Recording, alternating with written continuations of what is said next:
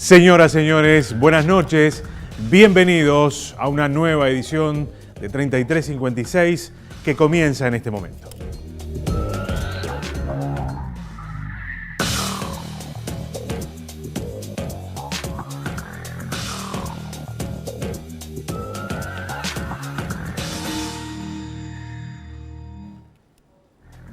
Hace ya unos días hacíamos un primer programa de este ciclo para hablar de seguridad social. Les recordábamos en aquel momento el déficit de la seguridad social, del Banco de Previsión Social, es de 700 millones de dólares. Tiende a seguir creciendo, se estima que irá creciendo de a 100 millones de dólares por año. Esta es una situación que preocupa obviamente a todo el sistema político y a todos los actores involucrados en este asunto. Este va a ser el tema de nuevo aquí en 3356 y lo presentamos de esta manera.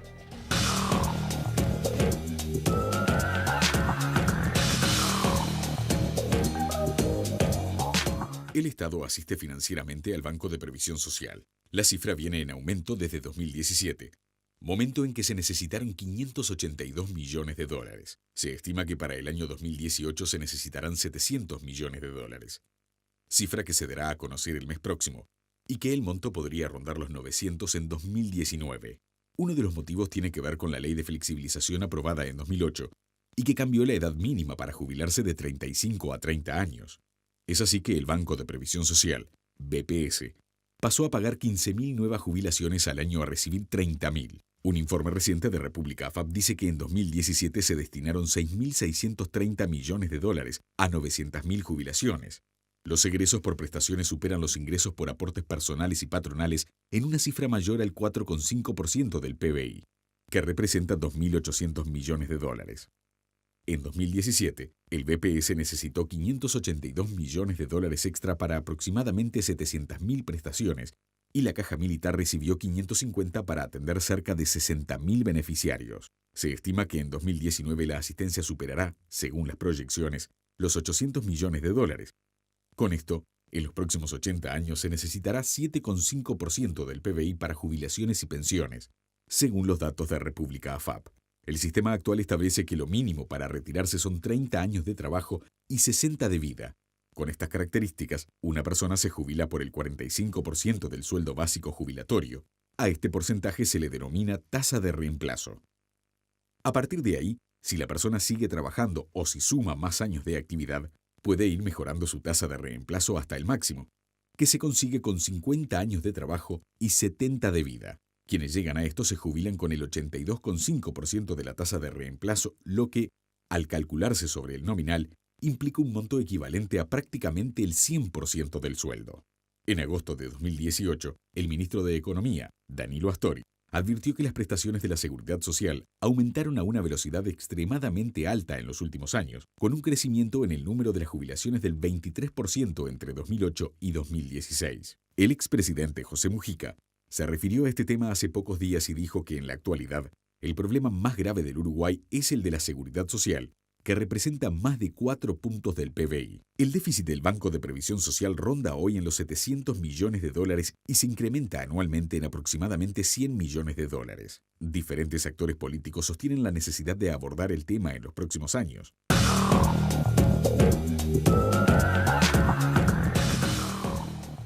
Presentado el tema, les recuerdo, @3356TNU es nuestro Twitter. Allí nos pueden dejar sus mensajes, pueden interactuar con nosotros. Hacemos una pausa y ya venimos con el primer invitado de esta noche. Después tendremos una mesa de 3 actores primerísimos en este asunto de la seguridad social. Pausa y venimos.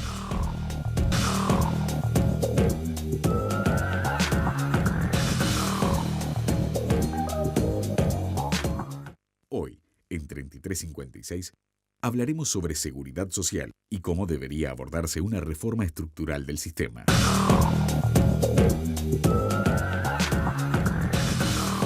Señores, en el programa anterior, junto al economista Hugo Bay, hacíamos un diagnóstico sobre algunos de los problemas que tiene el sistema de previsión social en nuestro país. Vamos a seguir por ese camino hoy, vamos a hablar de algunas de las líneas de acción que seguramente habrá que trabajar entre todos los actores involucrados en este asunto para intentar construir un proceso de reforma que nos lleve hacia digamos, un lugar de sustentabilidad del sistema. Hugo, gracias por acompañarnos de nuevo, un gusto. Muchas gracias a ti. A ver, los sistemas de seguridad social básicamente tienen como 2 o 3 componentes, ¿no? La cobertura, la suficiencia de esa cobertura, la sustentabilidad financiera, la equidad que promueven a partir de todos estos asuntos.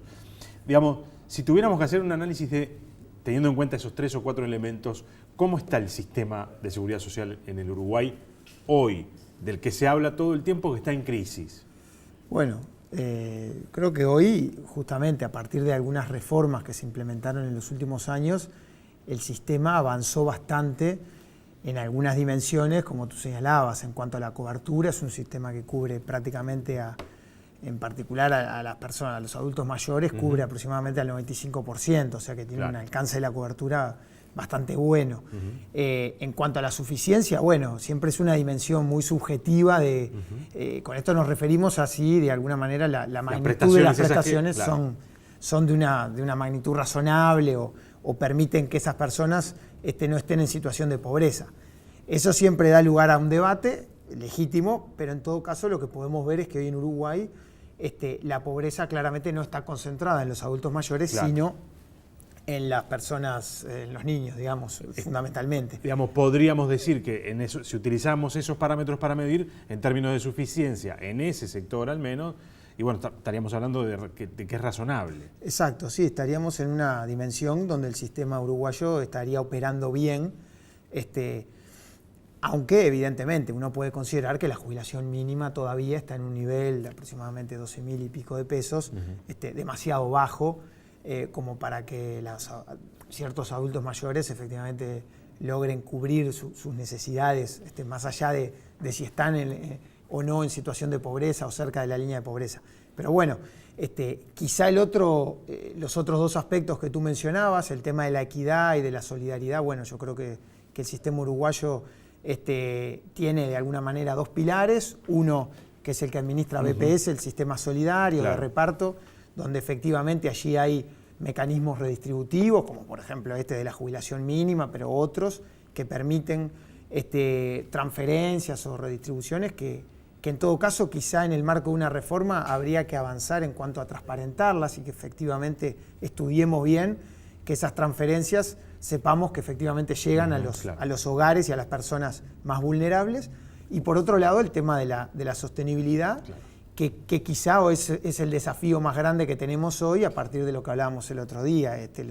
No solo los factores coyunturales que han explicado esta mayor asistencia financiera que requiere el BPS, sino también factores de mediano y largo plazo que ya sabemos que van a ocurrir, fundamentalmente los asociados a las proyecciones demográficas, a los cambios en el mundo del trabajo, en fin. Sí. Bueno, y algunas medidas, por ejemplo, que se tomaron en algunas de las últimas reformas parciales estas que se han hecho, que ha hecho que, por ejemplo, se flexibilicen algunas de las condiciones para acceder a este tipo de prestaciones. Básicamente... Digamos, no parece ser razonable dar una marcha atrás en ese sentido. Exacto. El diagnóstico, hoy a veces se cuestiona esa reforma porque efectivamente implicó un aumento muy importante de las jubilaciones que se pagan en el país. El tema era el diagnóstico con el que contaba, digamos, la sociedad uruguaya previo al año 2008, de que solo un 16% de los trabajadores del sector privado iba a acceder a una jubilación, a la causal jubilatorio a los 60 años, y solo un 32% iba a poder acceder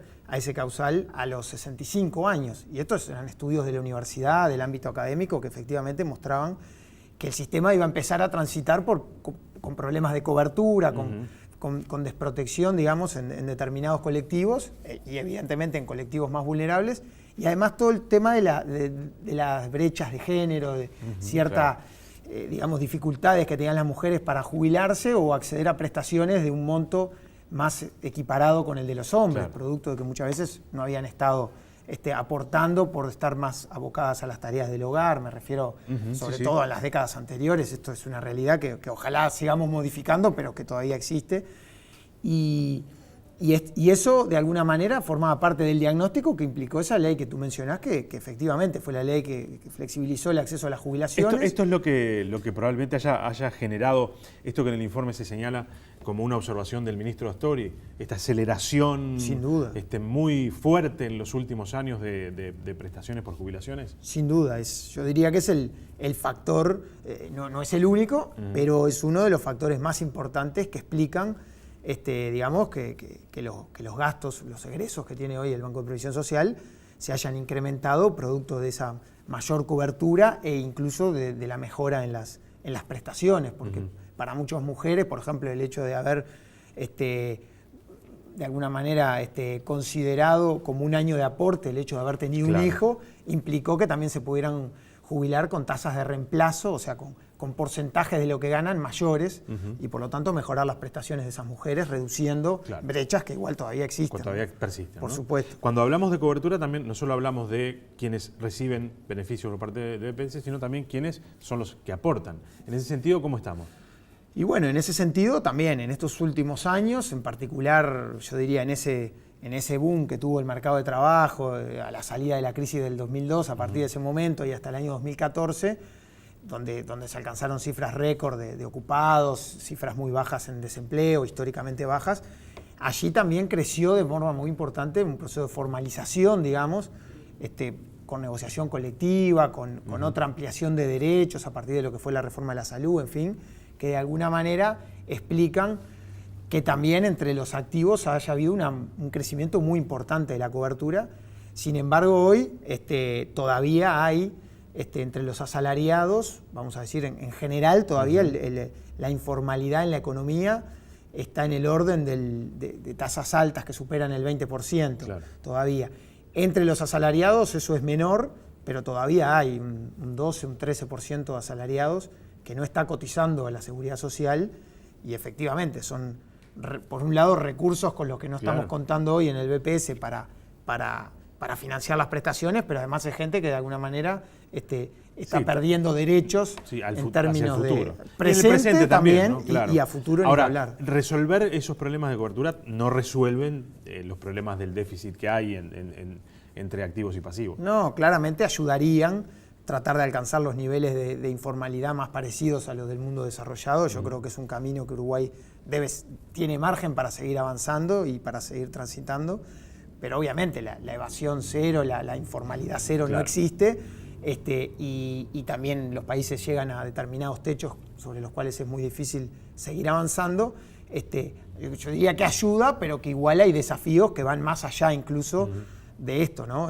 Pero sin duda que sería un aspecto muy importante, y sin duda que hoy la seguridad social que tenemos hoy, con los desafíos que tiene, con esta asistencia financiera de la que hablábamos, sería una situación mucho más dramática si tuviéramos mercado de trabajo más parecido al que funcionaba en Uruguay en los 90, con una desregulación y una flexibilización, con unos niveles de informalidad altísimos que de alguna manera no eran, de alguna manera, no colaboraban con la buena salud del sistema de seguridad social en cuanto a los ingresos, ¿no? Es razonable, hay esa máxima, ¿no? Es mejor ser lindo, sano y rico que, bueno, feo, pobre y enfermo, está claro, ¿no?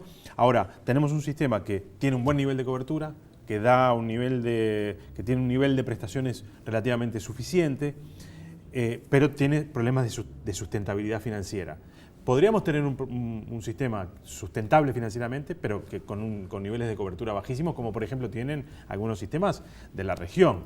Exacto. Entonces, eso, digamos, muy bien, el sistema es perfecto cuando hacen las cuentas, pero no tenés cobertura para los ciudadanos. No cumple con su función primera. Su función no es ser sostenible, que es un requisito indispensable, sino que su función es efectivamente dar cobertura, y en especial a la población más vulnerable. Como simplemente una línea, porque después en el próximo bloque que tendremos a los representantes de los empresarios, de los trabajadores y de los jubilados, ¿en qué hay que pensar cuando nos sentemos? Digo nos sentemos porque esto va a requerir de consensos muy amplios en la sociedad.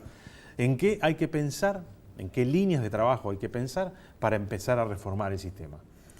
Yo creo que en primer lugar un aspecto que capaz que está bueno para que la gente lo perciba como algo no tan dramático. Es decir, todos los países están enfrentando problemas de sostenibilidad y de intertemporal de los sistemas de seguridad social producto de ese envejecimiento. Entonces, Uruguay está enmarcado en una cuestión más global, no es el único país, digamos, que hizo las cosas mal y por lo tanto ahora se enfrenta a esto, sino que tiene por delante el reto de generar las condiciones para que el sistema sea sostenible.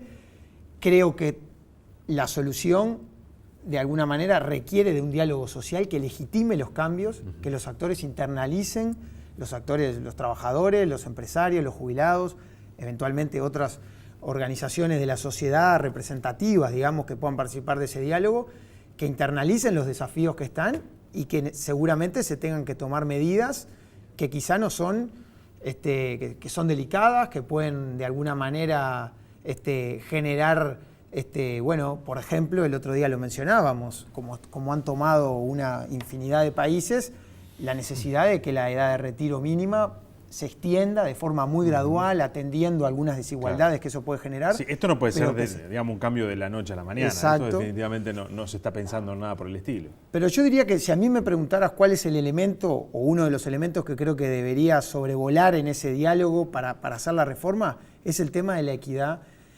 intergeneracional. Es decir, acá lo que tenemos que tener en cuenta es que no es solo hacer sostenible el sistema ahora y reducir la asistencia financiera que hoy requiere el BPS, claro, sino también pensar estos cambios que necesitamos hacer son justamente por décadas y para las generaciones siguientes. Y como hoy sabemos que dentro de 30, 40, 50 años va a haber una menor cantidad de activos para tener que financiar una mayor cantidad de pasivos que van a precisar de esa red de protección social, bueno, tenemos que ir viendo hoy cómo hacemos, quienes estamos en actividad, para no de alguna manera dejarles una mochila insoportable a quienes van a tener que financiar las prestaciones, claro, a futuro. Entonces, la cuestión a veces de la edad mínima de retiro, si uno la mira desde el punto de vista del déficit que puede tener el sistema, bueno, puede generar más rechazo el hecho de tener que modificarla por eso, pero cuando uno la ve en términos de solidaridad intergeneracional, claro, quizá ahí se abre un camino más razonable para que los actores entiendan la necesidad de que tenemos que balancear el periodo de actividad con el periodo de pasividad y entonces ver de qué forma hacer eso lo más gradual posible para que de alguna manera todas las generaciones nos veamos de alguna manera afectadas de la misma manera y no, claro. Por ejemplo, otro tema es un eventual pilar de capitalización. O sea, yo creo que hoy el pilar de capitalización que tiene Uruguay a través de las AFAP es un pilar que funciona mal. Las AFAP son de alguna manera un mecanismo que no ha resultado. Las promesas que se hicieron, digamos, en los años 90, cuando esto se implementó, no se han cumplido. Las AFAP no han competido, de alguna manera han cobrado comisiones exageradamente altas durante todos estos años en el marco de un también sistema se las ha dejado, con problemas. Alguien puede decir, se las ha dejado, se manejaron siempre en el marco de la norma, ¿no? Por supuesto, eso está clarísimo, pero evidentemente es algo que choca, que en un sistema en el que estamos hablando de la necesidad de ver cómo... ¿Cuánta plata se lleva? Y bueno, cobran por año de comisiones $100 millones, solo de comisión de administración. Claro. Entonces, efectivamente, tú fíjate, para tener una idea... O sea, $100 millones de los trabajadores van a comisiones que se quedan las AFAP. Exacto. Por hacer un trabajo que obviamente es un trabajo, el hecho de rentabilizar ahorros, pero que a nuestro entender se pueden buscar mecanismos para reducir de forma muy importante esos costos administrativos que tiene el pilar de capitalización en Uruguay. Pero creo que el estar, de alguna manera, el tener una visión crítica sobre las AFAP, no debería dejar de conocer las ventajas que puede tener un eventual pilar de ahorro, pilar de capitalización en este sentido, como forma de alguna manera de que las generaciones puedan compartir de alguna manera la carga de financiar el sistema. Y que entonces, cuando pensemos en reformar la previsión social, tenemos que también pensar en cómo las AFAPs juegan un papel allí. O sea, tiene que estar en el marco de la reforma. En todo caso, que la posibilidad de que pueda existir un fondo de ahorro en el que los trabajadores del hoy, del presente, estemos aportando para que eso nos ayude a financiar las prestaciones del futuro. No necesariamente administrado No necesariamente tiene que ser de cuentas individuales, no necesariamente tiene que estar privatizado. Entonces podemos discutir algún otro mecanismo para cómo administrar ese fondo, pero en todo caso puede ser un elemento positivo en esta cuestión, en este concepto que yo mencionaba, que creo que es uno de los más relevantes, con otros por supuesto, que es el de la equidad intergeneracional, el hecho de siempre tomar en cuenta lo que podemos estar dejándoles a las generaciones futuras. Hugo, gracias por acompañarnos. Un placer. Un gusto. En la próxima mesa nos acompañarán Elvira Domínguez, Sixto Amaro y Ramón Ruiz, representantes de trabajadores, empresarios y jubilados aquí en 3356. Pausa y ya venimos.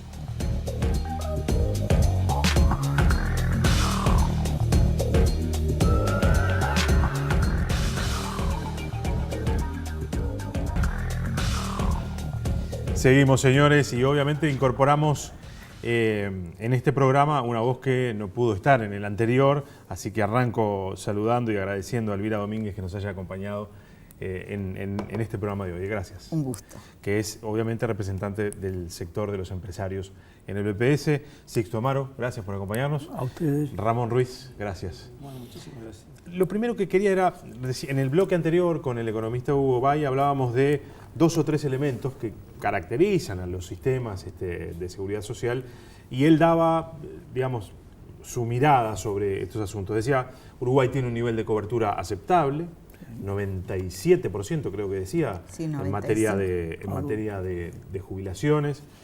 La cosa cambia a la hora de hablar de los trabajadores que aportan, pero digamos, desde ese punto de vista era bueno. El nivel de suficiencia, bueno, también ahí probablemente haya miradas diferentes y hay muchas cuestiones subjetivas, pero también hay un dato objetivo que es en la población más adulta es donde hay menos niveles de pobreza. Entonces uno podría decir que los niveles de suficiencia ahí son razonablemente aceptables y donde hay un problema, parece ser con mucha claridad, es en la sustentabilidad financiera del sistema. A ver, con respecto a estos 3 asuntos, Elvira, ¿cómo ven ustedes desde el sector de los empresarios esto? Hay una coincidencia en el planteo en forma objetiva. Nosotros sí creemos también que lo que tenemos es un problema muy serio en la informalidad del trabajador. Trabajadores que después los números muestran que acceden a derechos jubilatorios, porque están en la informalidad un 25%, pero cuando llegamos a computar cuántos están jubilados, mayores de 65 años reciben algún tipo de prestación, el 95%, y eso hay que pagarlo. Así que en eso estamos totalmente de acuerdo con el planteo hecho por el economista Bay. O sea, pero ¿cómo se llega a esa situación? Es decir, que en la vida activa no aportes y después llegues a tener algún tipo de prestación. Y bueno, porque tenemos... No necesariamente son jubilaciones. Sí, no, muchas son jubilaciones. Nosotros mantenemos, a pesar de la ley 16713 que pretendió eliminar el sistema de prueba testimonial, seguimos reconociendo años con testigos, y eso es que trabajó pero no aportó. Claro. Hasta que eso de alguna manera no lo empecemos a modificar y el mensaje que recibe la población es, no importa que aportes o no aportes, al final igual te jubilás. Creo que ahí hay un tema que tiene que ver con educación y con que no hemos dado señales más contundentes de que si no cotizás no podés tener el mismo derecho que quien cotiza. A veces está en cierto modo injusto. Una persona para acceder con sus 60 años de edad y 30 de trabajo a una jubilación de 15.000 pesos tiene que estar aportando arriba de 30.000, y el que no paga y prueba con testigos accede a una de 12.000 pesos, que es la mínima. ¿Es justo? No. Estamos dando un mensaje equivocado que nos cuesta y que lo estamos pagando y que pone en jaque la sustentabilidad del sistema. ¿Cómo ven ustedes esto último que decía Elvira? Bueno, a ver, a mí me parece que de todas formas nosotros, el Banco de Previsión Social, está cumpliendo con una ley que se aprobó en el año 95, que se comenzó a aplicar en abril del 96, y esa ley, como todas las de seguridad social, no es retroactiva. O sea, nosotros en ese momento, hasta ahí no había historia laboral. Entonces, para poder calcular las jubilaciones reconociendo años de servicios anterior al 96, cuando incluso no había obligación de guardar la documentación, o sea, había determinado tiempo y esa documentación se podía descartar y no teníamos las trayectorias laborales que tenían los trabajadores anterior al 96. Entonces, ¿qué es lo que dijo la ley? La ley dijo, hasta el año 96 la persona puede probar los años de servicios con testigos y a partir del año 96 tiene que haber registro de la Seguridad Social o prueba documental. Hoy estamos a 23 años aproximadamente, más de 20 años de esa ley, y bueno, y todavía hay trabajadores que tienen una parte de su trayectoria laboral del 96 hasta acá, y anterior resulta que no quiere decir que todas las personas esas no hayan trabajado, quiere decir que no hay documentación o no hay registros a la Seguridad Social. Algunos de ellos incluso aportaron a la Seguridad Social, pero no están los registros y no había declaración nominada en aquel momento además, sino que era una declaración que se hacía en forma global. Venía un empresario y decía, bueno, acá traigo los aportes de mis 100 trabajadores, de mis 50 trabajadores, de mis 20 trabajadores. Por lo tanto, claro, yo pero creo que no era aporte no era trabajador por trabajador. Hoy es tan importante el aporte como la nómina. O sea, el empresario tiene que venir y decir, bueno, ¿cuánto aporto por Gabriel? ¿Cuánto aporto por Sisto? ¿Cuánto aporto por Elvira? ¿Cuántos días trabajaron? Claro. Etcétera, etcétera. Eso no existía antes del 96.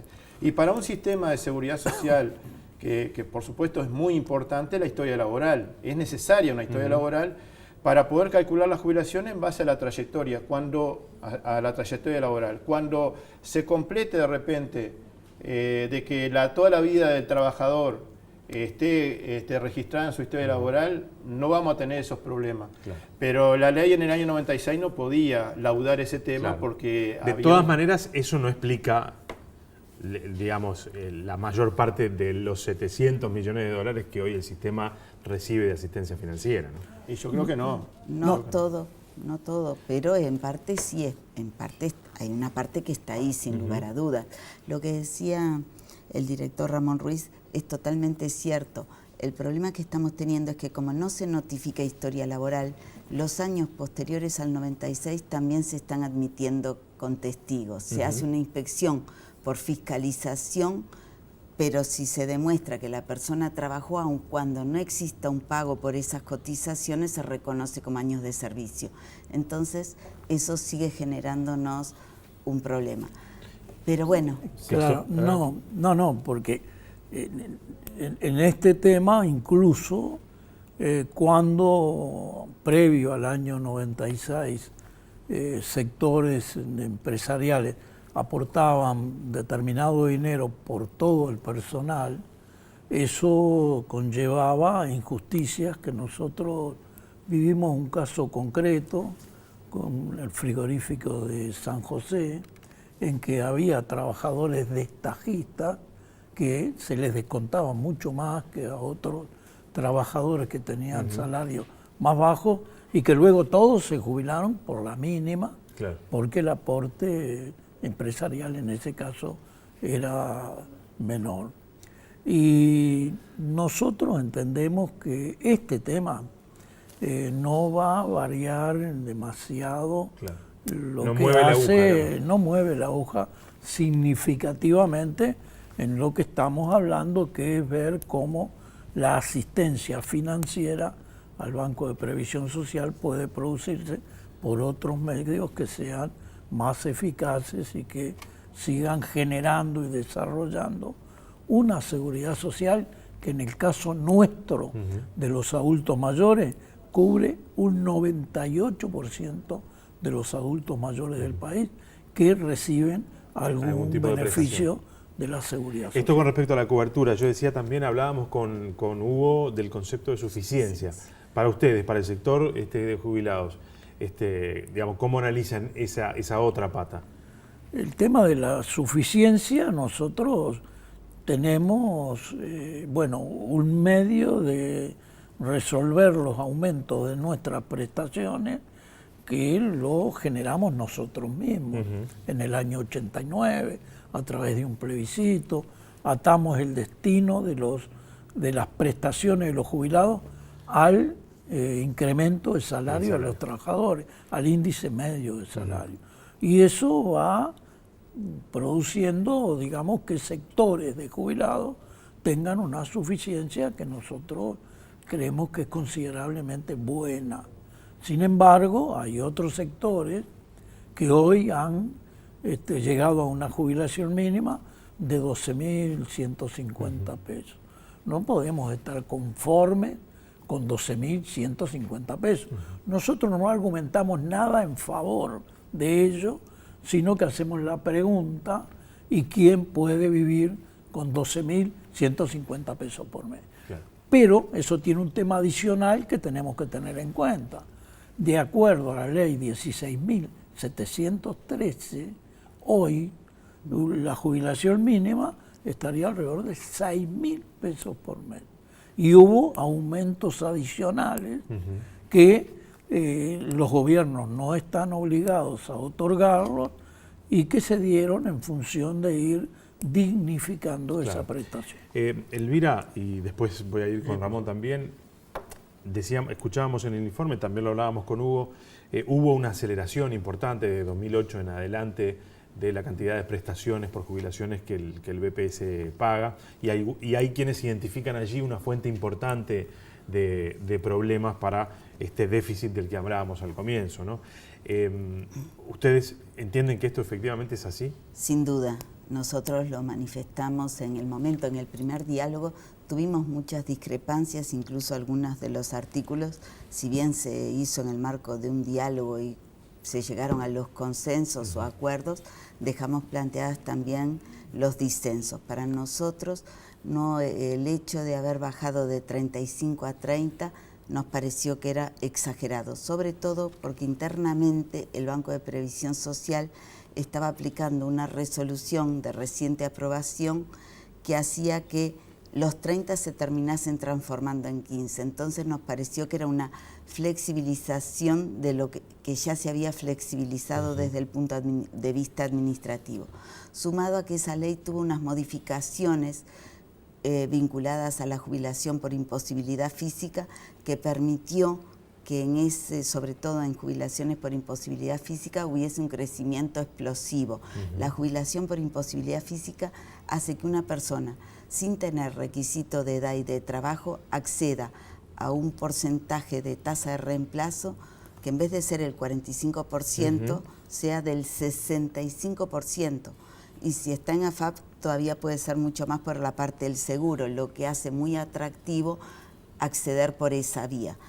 Ese ha sido un problema. La ley además creó una jubilación por edad avanzada que nosotros como empresarios lo promovimos, fuimos los que planteamos la idea, que era que entre las personas entre los 60 años y los 70, independientemente de cuántos años tuviese aportados, no podía jubilarse hasta que no tuviese por lo menos los 15. Y se armó una escala que fue muy inteligente, pero también eso disparó las jubilaciones. Hay otro tema que fue el cómputo para la mujer por los hijos, que es algo razonable. A ver, ¿qué es lo que critico yo de esto? Es que después de hacer este tipo de ajuste debimos haber hecho evaluaciones periódicas permanentes. No se puede tocar nada en seguridad social y no evaluarlo en forma permanente. Porque a diferencia de lo que a veces se dice que no mueve la aguja, nuestros números son tan enormes que cualquier cosa mueve la aguja. Cualquier número son millones de dólares. Ramón, estamos identificando algunos de los problemas, ¿no? Hablábamos en el programa anterior de, digamos, cuál es nuestro comportamiento demográfico, cuál es el comportamiento demográfico del país. Ahí hay un problema, notoriamente, es como, digamos, el núcleo, el nudo, ¿no? Todos estos asuntos que veníamos hablando, que también veníamos hablando con Hugo. ¿Cuáles otros hay identificados? Porque imagino que para pensar en un escenario de construir un sistema nuevo y mejorar lo que tenemos que tener claramente dónde están los problemas, establecidos con claridad dónde están los problemas del actual sistema. Bueno, ¿no? Nosotros acabamos en el día de ayer, hacer una presentación por videoconferencia. Unimos 3 ciudades del interior y Montevideo. Estuvimos en Montevideo, en Maldonado, en Rivera y en Salto, al mismo tiempo, unos 150 compañeros y compañeras, recibiendo una información sobre cuáles pueden ser los temas que seguramente se van a discutir en el diálogo. Pero yo, si tú me permites, quisiera decir algo sobre el comentario de Elvira, porque me parece que está bueno por lo menos dejar bien clara nuestra posición sobre eso. Todo lo que dijo Elvira sobre la edad avanzada, sobre las jubilaciones por imposibilidad física, sobre la flexibilidad para acceder a la jubilación, fueron temas que nosotros pensamos que eran necesarios hacer. Y independientemente de eso, el problema que hubo, quizás, que tendríamos que haber discutido, era de dónde salían los recursos para financiar esas flexibilidades que teníamos. El tema es que todos era estamos incorporar de a poblaciones a todos estábamos de acuerdo con que había gente que aportaba 25 años de su vida laboral, pero no se iba a jubilar hasta los 70 años. Entonces había que buscar una solución. Todos sabíamos que había mujeres que habían tenido interrupciones durante su vida laboral, producto de que a los 60 no le alcanzaban los años de trabajo, y había que buscar una solución. Todos sabíamos que la persona que no puede trabajar porque está enferma, porque tiene una discapacidad, necesita estar protegido por la seguridad social.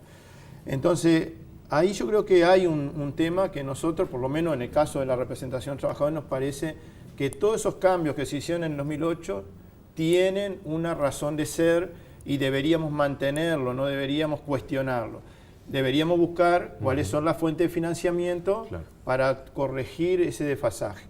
Y bueno, y en esa presentación de ayer, dicho esto, que es solo modo de declaración, no para polemizar, simplemente que creo que de la misma forma que encontramos esas soluciones, deberíamos encontrar de dónde podemos obtener recursos que corrijan ese desfasaje que hoy estamos observando y que nos preocupa, porque a los trabajadores nos preocupa esa asistencia financiera creciente que tiene el PPS. No queremos hacernos lo distraídos y queremos en un diálogo discutir esos temas, pero sobre la base justamente del acuerdo, de los consensos.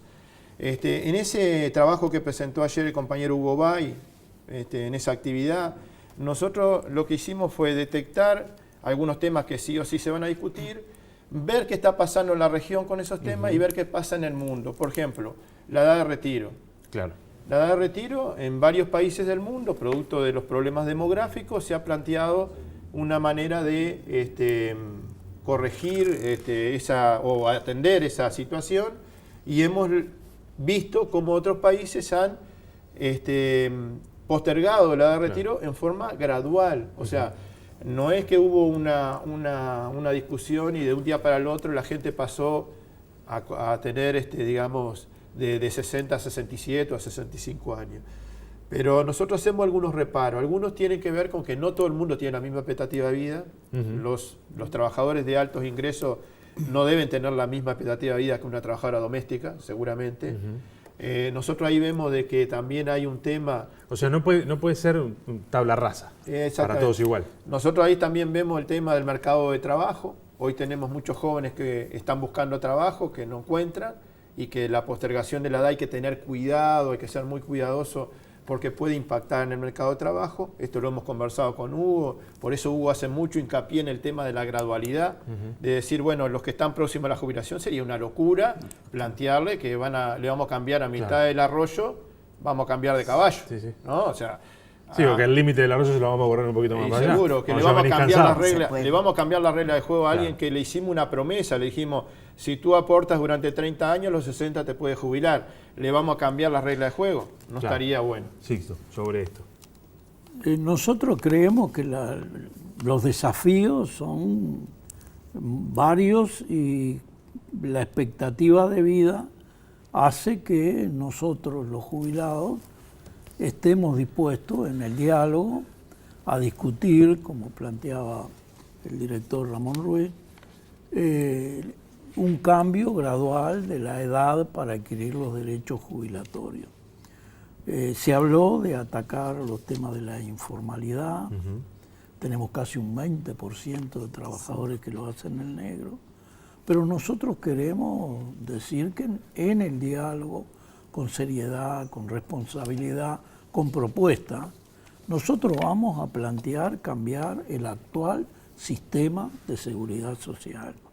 Nosotros queremos derogar el actual sistema de seguridad social que se instaló a través de la ley 16.713, que está basada en el individualismo, y nosotros bregamos por un sistema solidario y sin la lucro. derogación de las AFAPs.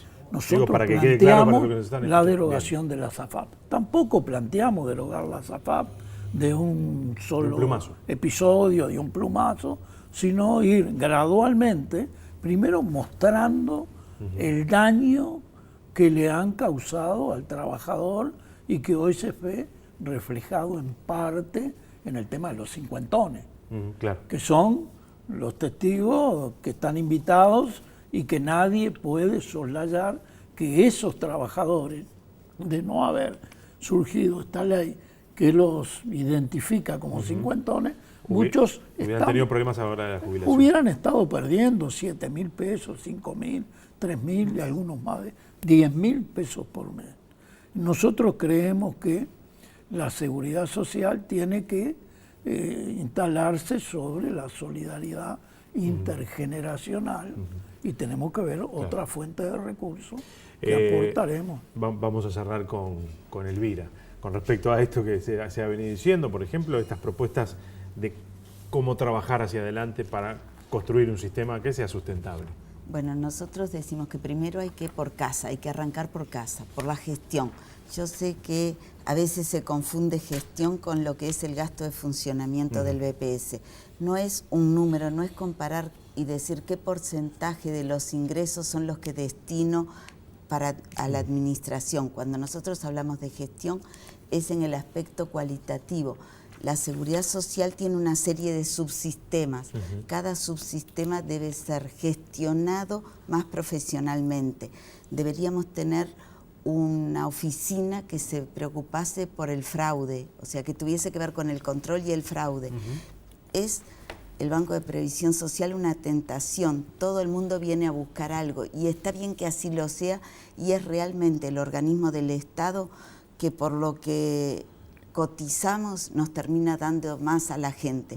Nos lo da directamente a través de prestaciones o como empresarios, sobre todo quienes estamos volcados al mercado interno, dependemos casi totalmente de las jubilaciones. Si no se pagan buenas jubilaciones, el mercado interno uruguayo se deprime. Entonces, nos preocupa mucho la gestión. Cuando hablas de fraude al BPS. Al BPS, el probar con testigos falsos, ahí está. el hacerse el enfermo y no estar, el pedir un Hubo subsidio. una época en este país que eso era una industria, ¿no? Sigue siéndolo.